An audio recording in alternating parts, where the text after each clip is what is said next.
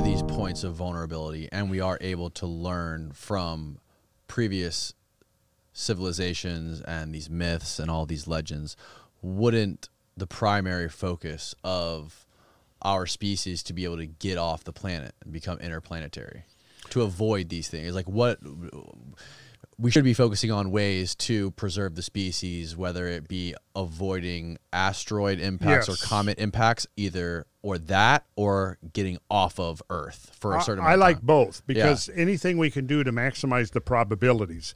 Now, you know, the DART mission that's just underway is an attempt to rendezvous with an asteroid and deflect it. Right. Okay. So that to learn and understand the technologies, and whereby if we see that object coming towards the Earth and it's on an impact trajectory, we could nudge it so that it misses the Earth. Now, that would work with an asteroid. I don't know how well that would work with a comet. How would you do that with an asteroid? How would they do that with an asteroid? All you have to do is nudge it a little bit. So this is what the DART mission is testing. So we could actually get into talking about that. But yeah, all you need to do is you know, if you attach a rocket to it, and you know, again, if you catch it early enough, then you just a little bit of a nudge, right? Turns a direct hit into a wide miss, right? It's like the theory of hitting a golf ball. If you just a millimeter angle difference when you're hitting a golf ball equates to, you know, 50, 100 to 100 yards any direction. Well, there we go. Sure. I believe, yeah, that's pretty much, I think, the idea. I think that's the idea. Now, but if you're talking about something like the Shoemaker asteroids that, you know, were broken into 21 different pieces and hit Jupiter within the period of a week, how would we deflect 21 comets? We'd be screwed. Right. We would be screwed. Yes, we would definitely be screwed. Yes, and that would, to me, make the argument for, and this has actually been proposed, that be a good rationale for a lunar base, where we could offload a lot of our technology and information and things to the moon, thereby perhaps preserving it. Kind of like a hard drive, like a safe storage for everything we have. Because if we did get wiped out by something, it would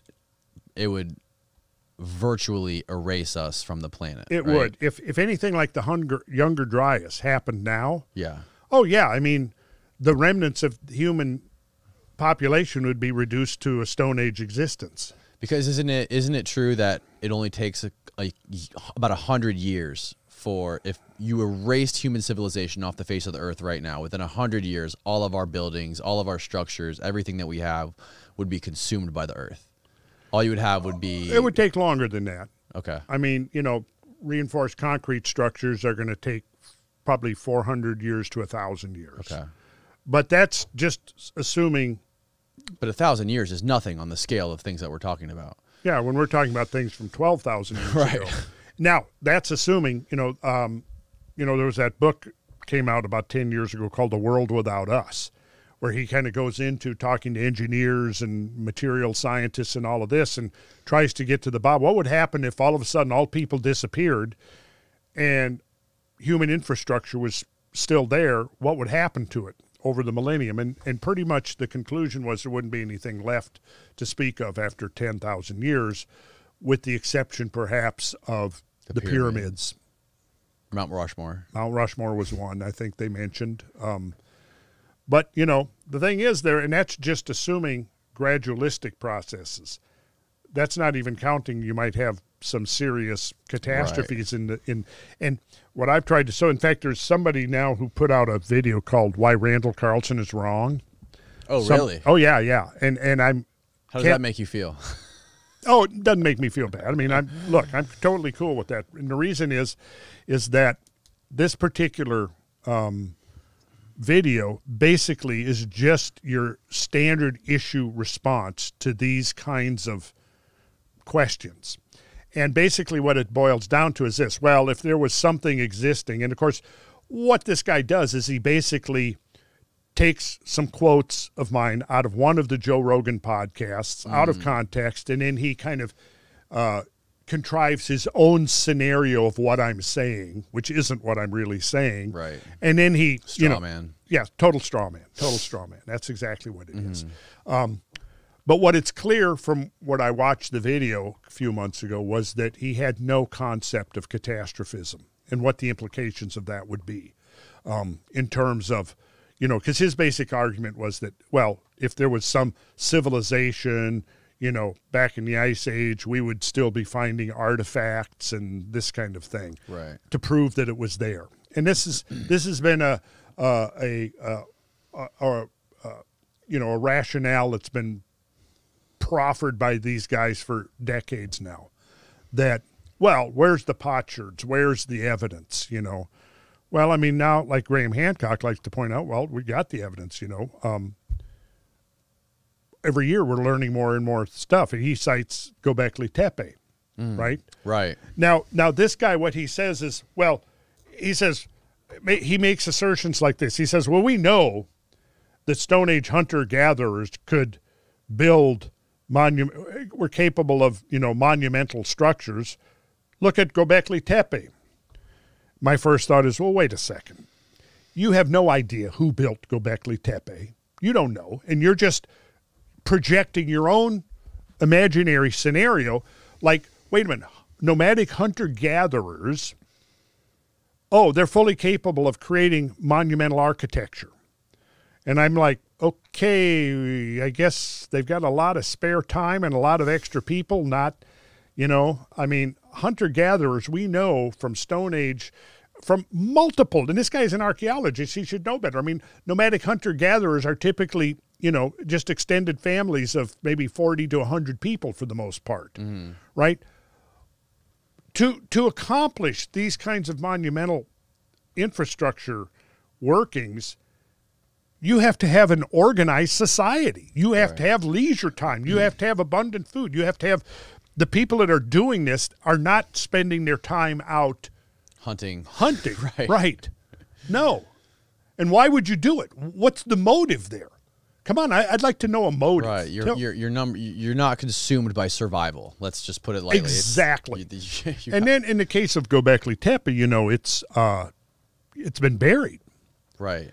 Now, and some say purposefully, right? Oh yeah. So why would you do that? Well, I think this is my thought. First thought that comes to my mind because I've studied nuclear strategy. I've studied our Cold War doctrines and the ideas of mutual assured destruction and learning about, all of the different capacities of nuclear weapons and what would happen during the course of a nuclear war. And the first thing that should come to your mind is that, we were talking earlier about Tunguska and a 15 megaton bomb. Well, you drop a 15 megaton bomb, it's going to wipe out anything on the surface. But why, as part of our nuclear doctrine, do we put missile silos underground?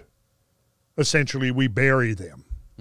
Same with hardened command and control centers. Isn't it to hide it from like aerial surveillance or aerial? No, aerial detonations, aerial explosions, surface explosions of nuclear weapons.